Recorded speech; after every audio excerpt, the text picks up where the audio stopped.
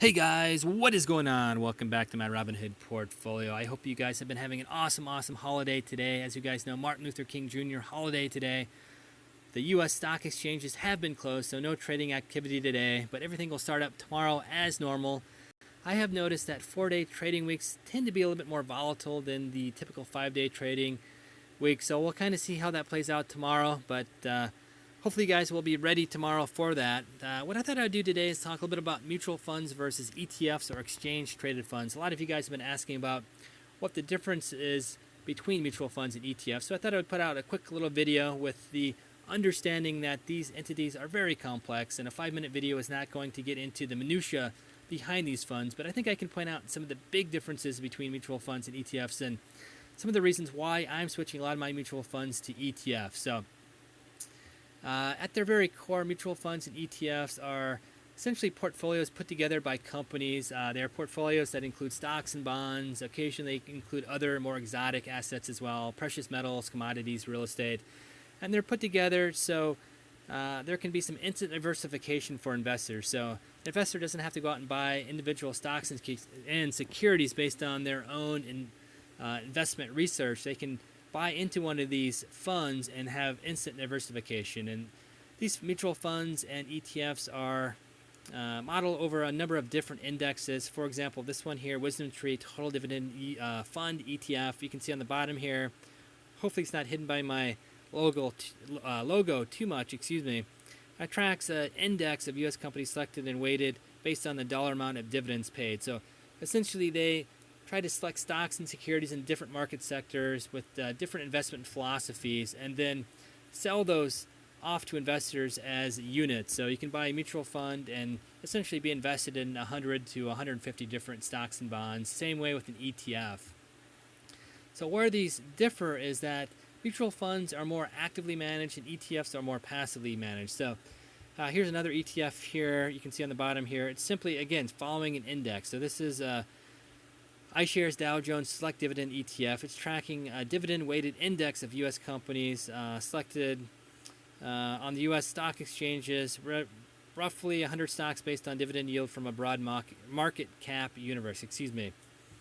So basically, it's just passively managed. It's following an algorithm.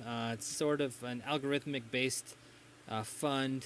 It doesn't have a lot of active management by a manager or analyst trying to pick and choose what stocks are included. It simply goes off an algorithm for whatever the ETF is based on. A mutual fund, however, has managers, has analysts that go through and try to beat that index. So mutual fund could be based off the same index, but the manager and analyst would go through and diverge from the index by trying to beat the index, picking maybe more of one company over another, or maybe omitting a company that would be normally included in the algorithm for the underlying index. So mutual funds are actively managed by managers. ETFs are simply passively managed, which kind of goes into the next big difference between mutual funds and ETFs is the tax exposure and the amount of turnover. So mutual funds, as you can imagine, if they're being actively managed, there's going to be a lot more turnover. There's going to be a lot more tax exposure. ETF, it's more passive, so there's going to be less exchange within the particular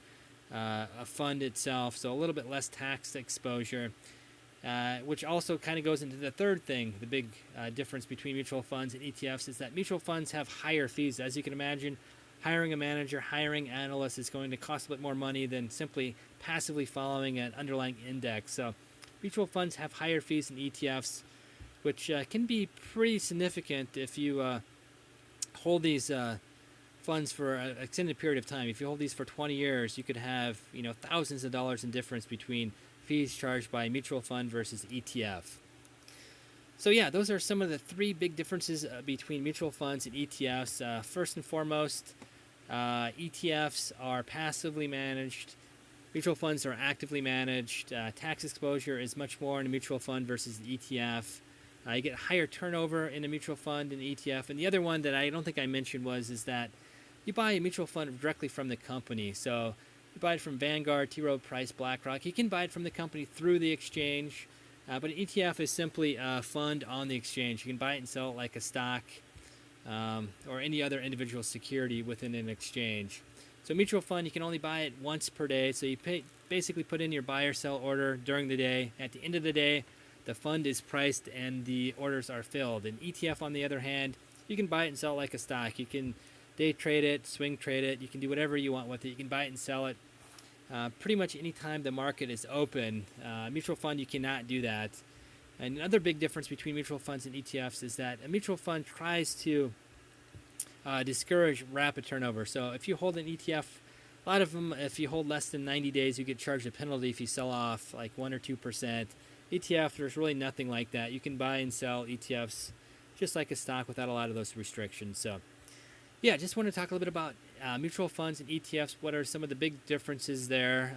Again, these are really complex entities. They're much more complex than I described here, but at the very core, mutual funds are actively managed, ETFs are passively managed, and because of that, you have a number of different variables, including fees and liquidity and how rapidly you can buy and sell these particular entities. So yeah, just want to talk a little bit about mutual funds and ETFs. Kind of end the video here. Let me know if you guys are invested in mutual funds or ETFs, or if you're changing your portfolio allocation. I am, as I said, I'm moving from mutual funds to ETFs because of fees and a number of other different reasons. Let me know what you guys are doing with your mutual funds, if you have them, if you're simply sticking with them, or buying more mutual funds, avoiding ETFs because you think they perform a little bit better than kind of a passive investment strategy based off an underlying index. So yeah, let me know either way. Kind of end the video here. As always, if you enjoy my videos, feel free to like, share, and subscribe.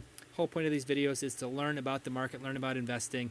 Hopefully you guys are learning along with me. If you guys have any good suggestions for a video, let me know. This video was inspired by some suggestions from you guys. So again, I'm open to anything you guys have. So kind of with that, I'll end the video and we'll see you guys later.